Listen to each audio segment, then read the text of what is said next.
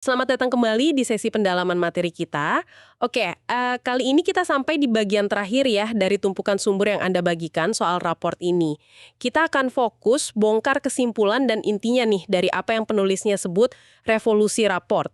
Apa ya sebenarnya makna di balik gagasan revolusi ini dan apa implikasinya buat Anda dalam interaksi sehari-hari? Menariknya, ada kutipan dari Abraham Lincoln nih yang kayaknya pas banget. Bukankah aku menghancurkan musuhku ketika aku menjadikan mereka temanku? Dalam juga ya pertanyaannya, menurut Anda gimana kutipan ini nyambungnya ke konsep raport yang lagi kita bedah ini? Iya, kutipan Lincoln itu dengan caranya yang simple tapi kuat ya, itu nangkep banget esensi dari revolusi raport yang jadi fokus sumber Anda. Intinya itu sebuah pergeseran fundamental gitu, dari potensi konflik, malah jadi koneksi yang bermakna. Ini bukan cuma taktik komunikasi biasa loh, tapi transformasi cara kita interaksi. Apalagi di tengah zaman yang sering kita rasain kayak zaman konflik gini kan, penuh polarisasi, salah paham. Nah, gagasan ini jadi relevan banget. Penulis di materi Anda itu bilang raport ini kayak penawar racun konflik lah. Jadi bukan lagi barang mewah atau sekedar nice to have, tapi udah jadi kebutuhan dasar manusia buat bangun jembatan pemahaman. Jadi, ya misi kita sekarang ini menggali lebih dalam makna dan aplikasi praktisnya si revolusi raport ini, tentunya berdasarkan temuan-temuan kunci di kesimpulan sumber Anda ya. Benar, racun Wah, itu perspektif yang kuat ya. Saya jadi ingat nih, salah satu ide yang diulang-ulang terus di materi ini. Report itu bukan bakat misterius, bukan cuma orang tertentu yang punya, tapi sebuah keterampilan. Sesuatu yang bisa dipelajari, bisa diasah sama siapa aja. Ini lumayan melegakan sih ya kan?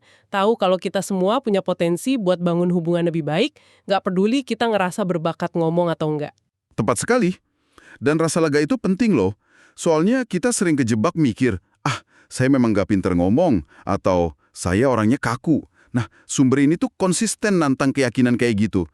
Terus lagi, penekanannya itu bukan di ngumpulin kontak sebanyak-banyaknya, bukan jumlah kenalan, tapi lebih ke kedalaman sama kualitas hubungan yang kita bangun. Kuantitas tanpa kualitas ya, nggak akan bawa manfaat report yang sebenarnya. Ini poin krusial banget, apalagi kalau kita sambungin lagi ke riset-riset yang disebut sebelumnya kan, kayak dari Holt Lundstedt atau Cacioppo itu, yang nunjukin hubungan erat antara rasa sepi, kesepian kronis, sama penurunan kesehatan fisik dan mental, bahkan sampai ke mortalitas, ya ampun. Jadi bangun hubungan bermakna yang dasarnya rapor tulus, ternyata secara harfiah bisa bikin umur lebih panjang dan lebih bahagia. Bukan cuma soal sopan santun atau etiket sosial ya jadinya, tapi menyangkut kesejahteraan kita banget secara fundamental. Dan fondasi buat bangun kedalaman hubungan itu, yaitu yang udah kita bahas sebelumnya, dirangkum bagus banget dalam 4 pilar raport. Akronimnya HERE, honesty, kejujuran, empati, otonomi, sama reflection, refleksi. Nah, karena kita lagi fokus di kesimpulan, yuk kita lihat lagi makna praktis tiap pilar ini. Kayak yang ditekankan ulang di bagian lessons di sumber Anda. Ini pilar penyangga revolusinya nih. Ya, setuju. Mari kita segarkan lagi pemahaman soal here ini. Mungkin dengan sedikit pendalaman lagi ya di nuansanya. Oke, siap. Pertama, kejujuran, honesty. Ini bukan sekedar nggak bohong ya. Lebih dalam lagi, ini soal komunikasi yang langsung, jelas, transparan. Hindari semua bentuk tipu daya atau manipulasi, sekecil apapun itu. Sumber Anda menekankan, meskipun kebenaran kadang pahit atau nggak nyaman di awal, kebohongan atau ketidakjujuran itu bakal mengikis fondasi kepercayaan. Padahal, kepercayaan itu esensial banget buat report jangka panjang. Jadi ini soal integritas kata-kata kita. Seringnya kan orang mikir jujur itu sama aja kayak ceplos-coplos tanpa mikir ya. Tapi kayaknya bukan itu ya maksudnya. Lebih ke jelas niat dan faktanya gitu. Tepat. Kejujuran di sini bukan brutalitas, bukan asal ngomong. Ini soal menyampaikan pesan yang perlu disampaikan, tapi dengan cara yang tetap menghargai orang lain. Tetap jelas, nggak ambigu. Nah, pilar kedua, empati. Ini sering banget disalahartikan. Bukan cuma kasihan, itu simpati namanya. Atau bukan juga langsung bandingin sama pengalaman kita. Oh, saya juga pernah gitu. Bukan itu. Empati yang beneran, seperti ditekankan sumber Anda, itu upaya aktif buat memahami perspektif, perasaan, motivasi orang lain dari sudut pandang mereka. Kita tahan dulu penilaian atau keinginan buat memperbaiki mereka. kayak masuk ke dunia mereka sebentar gitu. Nah, itu dia bagian yang susah. Nahan refleks memperbaiki atau banding-bandingin. Lalu yang ketiga, otonomi. Otonomi, prakteknya gimana tuh? Artinya, kita tahan diri dari maksa, neken, ngasih nasihat gak diminta, atau usaha ngontrol keputusan mereka. Penulisnya kasih contoh menarik loh, kayak dinegosiasi atau bahkan interogasi. Ternyata, ngasih ruang buat pihak lain merasa punya kendali atas keputusan mereka, walau dalam batas tertentu ya, itu seringkali jauh lebih efektif bangun kerjasama daripada pendekatan maksa. Intinya, biarkan mereka meyakinkan diri sendiri. Menarik, menarik. Jadi bukannya kita dorong, malah kita kasih ruang ya. Dan yang terakhir nih, refleksi. Reflection. Ini sering banget disebut sebagai kunci. Iya, refleksi itu seni mendengarkan secara aktif mendalam. Terus, kita artikulasikan lagi apa yang kita dengar dan pahami dari omongan orang lain, baik kontennya maupun emosi di baliknya. Tujuannya bukan cuma ngulang kayak Beo ya, tapi buat nunjukin kita beneran dengerin, buat klarifikasi pemahaman, dan buat bantu orang lain dengar diri mereka sendiri lebih jelas. Ini alat yang kuat banget buat memperdalam percakapan dan bangun rasa saling ngerti. Dan penting nih digarisbawahi, keempat pilar Hechir ini bukan cuma buat situasi krisis atau konflik aja loh. Ini fondasi komunikasi sehat di semua interaksi kita.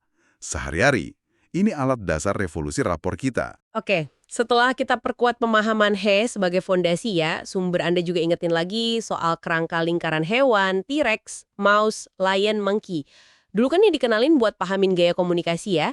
Nah, di bagian kesimpulan ini ada satu wawasan kunci yang menurut saya lumayan mengejutkan dan praktis banget.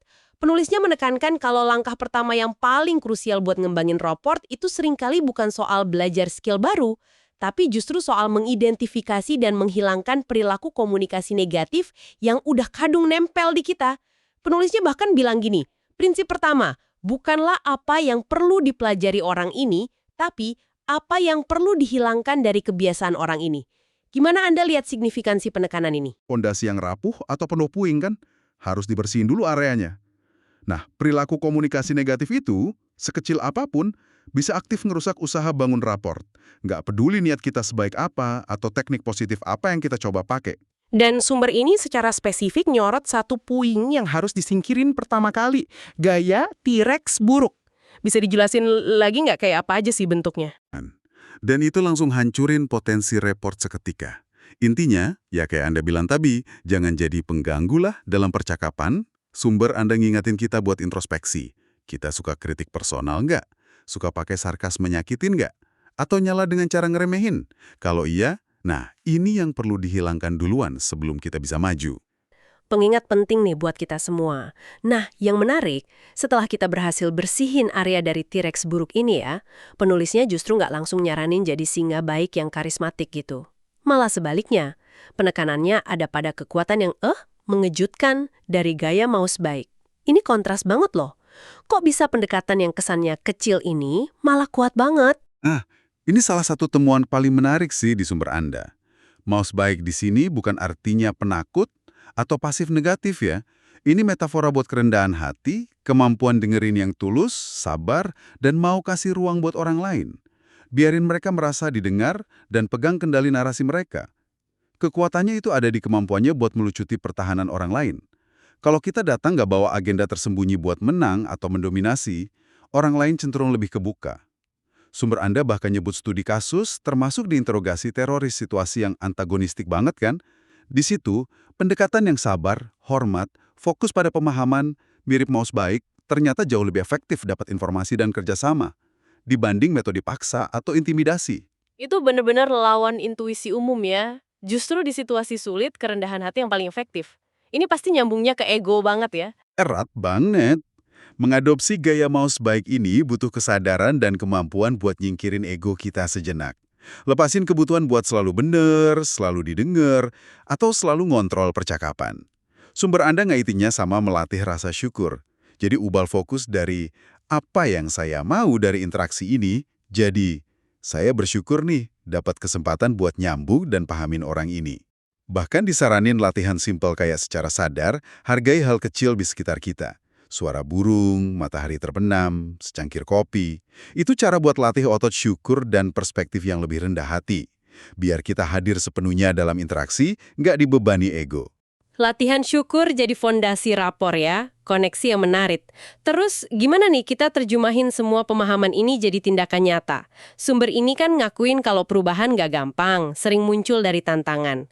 Apa langkah praktis pertama yang disaranin? Langkah praktisnya mulai dari fokus yang spesifik dan terukur. Jangan coba ubah semua interaksi sekaligus, itu bisa bikin kewalahan. Sarannya gini, pilih satu hubungan penting dalam hidup Anda yang pengen Anda perbaiki atau perdalam.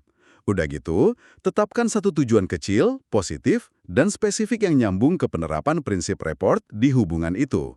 Misalnya, di obrolan saya berikutnya sama si X, saya bakal fokus dengerin tanpa nyela 5 menit pertama. Atau, saya mau coba refleksiin lagi pemahaman saya soal perasaan si Y sebelum kasih pendapat. Gitu. Oke, jadi mulai dari yang kecil dan spesifik ya. Dan kuncinya, kayak yang sering diulang, konsistensi. Betul sekali. Penulis pakai analogi bagus. Terus latih otot raport Anda. Kayak bentuk otot fisik di gym aja. Bangun skill raport butuh latihan konsisten. Pasti ada hari-hari kita berhasil, ada juga hari-hari kita ngerasa gagal, atau balik ke kebiasaan lama. Nggak apa-apa. Tujuannya bukan sempurna instan kok, tapi kemajuan bertahap lewat usaha terus-menerus. Belajar dari tiap interaksi, yang sukses maupun yang kaku, itu bagian prosesnya. Jangan takut salah, yang penting terus coba aja. Konsistensi dalam langkah kecil. Ini juga ngingetin saya soal pembahasan gimana interaksi mikro sehari-hari itu bisa bentuk budaya yang lebih gede. Tepat. Kesimpulan di sumber Anda ngasih peringatan penting soal ini. Interaksi negatif yang kelihatannya sepele, komentar sinis di medsos, balasan email ketus, nada bicara nggak sabar, kalau dilakuin berulang kali sama banyak orang, itu bisa numpuk. Kumulatifnya bisa nyiptain lingkungan atau budaya komunikasi yang toksik. Di tempat kerja, keluarga, komunitas online. Ada efek riak negatif yang kuat gitu.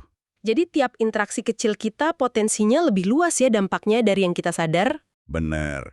Tapi kabar baiknya, prinsip yang sama berlaku sebaliknya loh. Kita punya kekuatan buat secara sadar menciptakan budaya komunikasi yang lebih positif lewat tindakan kita sendiri. Caranya, ya dengan konsisten terapin prinsip-prinsip raport. Sabar, usaha tulus buat memahami, walau nggak setuju, refleksi sebelum reaksi, dan nahan dorongan naluriah buat langsung nyerang balik atau menangin debat. Sumber Anda nyaranin, tantang ketidakadilan atau perilaku buruk kalau perlu, tapi lakuin dengan cara konstruktif. Jangan malah nambah racun ke sumur komunikasi. Ciptakan riak positif. Oke, ini membawa kita ke upaya ngerangkum lagi nih intisari dari kesimpulan Revolution Report ini. Kalau kita coba tarik benang merahnya ya, apa aja sih poin-poin krusial yang benar-benar ditekankan sebagai takeaway utamanya? Pertama, prioritaskan hubungan bermakna. Fokus bangun kedalaman koneksi, bukan cuma ngumpulin jumlah kontak. Inilah penawar sejati buat epidemi kesepian dan kunci kesejahteraan jangka panjang. Penulis juga secara khusus nyorot nilai hubungan antar generasi. Itu bisa perkuat jaring sosial komunitas. Kedua, ada penekanan kuat banget pada kekuatan dan tanggung jawab dalam kata-kata kita. Ini nyambung langsung ke pilar kejujuran dan otonomi tadi ya. Hindari semua bentuk tipu daya, manipulasi, paksaan, atau intimidasi. Hormati martabat orang lain dalam komunikasi Anda, bahkan atau terutama pas ada beda pendapat atau konflik. Ingat lagi contoh polisi Marian Thurber yang bisa redain situasi tegang sama pria mabuk cuma lewat dialog empatik, bukan kekerasan. Kata-kata bisa bangun atau hanjurin. Ketiga, tentu saja, kompas here itu sendiri. Keempat pilar kejujuran, empati, otonomi, refleksi, ini panduan praktis yang perlu terus diingat, dilatih, diasah dalam tiap interaksi kita. Bukan cuma teori, tapi perangkat kerja sehari-hari buat revolusi rapot pribadi kita.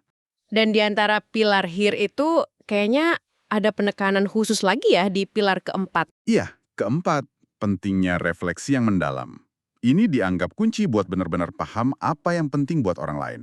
Nilai-nilai inti mereka, emosi di balik kata-kata mereka, penting banget buat secara aktif lawan refleks memperbaiki keinginan impulsif kita buat langsung kasih solusi, nasihat, atau penilaian. Sebaliknya, latih diri buat benar-benar dengerin dan refleksiin lagi apa yang Anda tangkap. Sumber Anda memang nyebut teknik kayak sonar, simple reflection, open questions, affirmation, reframing ya, sebagai alat bantu potensial. Tapi yang paling penting itu nangkap semangat di baliknya. Gunakan refleksi secara alami dan tulus buat bangun pengertian, bukan mekanis atau robotik gitu. Poin-poin itu ngerangkum banyak hal esensial ya. Ada lagi nggak intisari penting dari kesimpulan ini? Ada satu lagi yang penting banget. Ini pengulangan dari poin sebelumnya sih, saking pentingnya. Manfaat terbesar seringkali datang dari menghilangkan kebiasaan komunikasi yang buruk. Sebelum Anda terlalu fokus nambah teknik baru, coba audit jujur deh ke diri sendiri. Identifikasi dan usahakan secara sadar buat ngurangin atau hilangin kecenderungan T-Rex buruk, agresif, sarkastik, atau mouse buruk, terlalu ragu, pasif-agresif, nggak jujur soal kebutuhan. Lion buruk, terlalu dominan, dogmatis, nggak mau dengar. Atau monkey buruk, terlalu banyak ngomong nggak relevan, langgar batas. Jadi langkah pertamanya beneran bersih-bersih rumah komunikasi kita sendiri dulu ya? Persis, setelah puing-puing kebiasaan buruk itu mulai dibersihin, baru deh kita bangun di atas fondasi yang lebih kokoh. Dan titik awal bangun yang paling disaranin, itu ya dengan semangat kerendahan hati ala mau sebaik. Fokus dengerin buat memahami, usaha dukung tujuan dan perspektif orang lain, bukan cuma agenda kita, dan lepasin kebutuhan buat selalu kontrol atau cari untung pribadi dari tiap interaksi. Dari situ, pilar-pilar HER lainnya bisa diterapin lebih efektif. Baiklah, sebuah perjalanan yang mendalam ya menuju kesimpulan revolusi raport. Jadi kalau disarikan, ini bukan soal transformasi instan jadi komunikator super ya. Revolusi ini terjadinya lewat langkah-langkah kecil yang konsisten. Sadar hilangin kebiasaan buruk yang rusak. Prioritasin pemahaman tulus lewat dengerin dan refleksi. Terus fokus bangun kedalaman hubungan yang otentik. Ingat selalu ya, kualitas hubungan kita bukan kuantitasnya. Itu investasi terbaik buat kesehatan dan kebahagiaan kita. Nah, sebagai penutup diskusi kita soal materi ini, saya mau ninggalin Anda dengan satu pertanyaan reflektif nih. Terinspirasi dari kutipan Lincoln di awal tadi, sama semua pembahasan kita soal revolusi raport. Gimana kalau kita benar-benar bisa, ya selangkah demi selangkah gitu, mengubah potensi musuh, atau setidaknya sumber konflik dan salah paham jadi teman, atau paling nggak ngurangin gesekan dalam interaksi kita, hanya dengan ngerahin upaya tulus buat memahami sudut pandang mereka.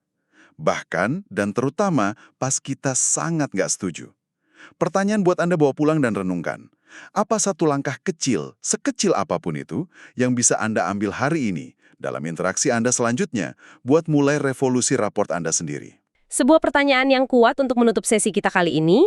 Terima kasih sudah menyimak pembahasan mendalam kita. Sampai jumpa di kesempatan berikutnya ya.